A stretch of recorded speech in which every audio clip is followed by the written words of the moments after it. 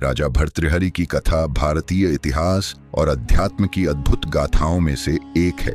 वे उज्जैनी, वर्तमान उज्जैन के प्रसिद्ध राजा थे और महान विद्वान, कवि एवं योगी माने जाते हैं।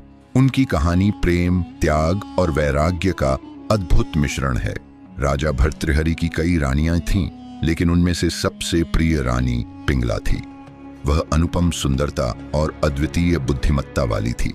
राजा उसे अत्यंत प्रेम करते थे और उसके बिना एक पल भी नहीं रह सकते थे। एक दिन राजा भर्तृहरि को एक आराशी से अमृतत्व प्रदान करने वाला एक दिव्य फल प्राप्त हुआ।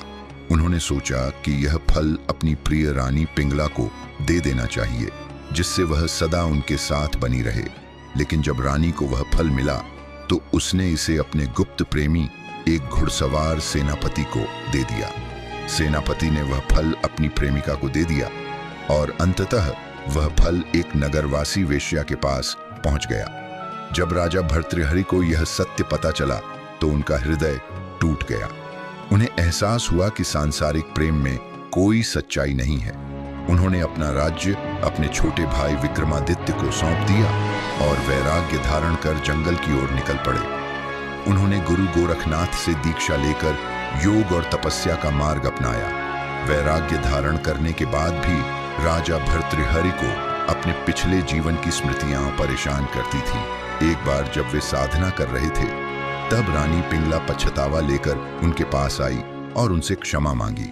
लेकिन अब भर्तृहरि की दृष्टि बदल चुकी थी। वे कहने लगे, जो प्रेम कभी सच्चा था ही नहीं, उसके लिए अब मोह क्यों?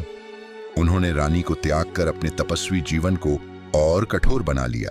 भर्तृहरि ने अपनी पीड़ा को भक्ति और वैराग्य में बदल दिया और भारतीय आध्यात्मिकता में एक महान संत बन गए। उनकी रचनाएं जैसे वैराग्य शतक, नीति शतक और श्रृंगार शतक आज भी जीवन के गूढ़ रहस्यों को समझने में सहायक हैं।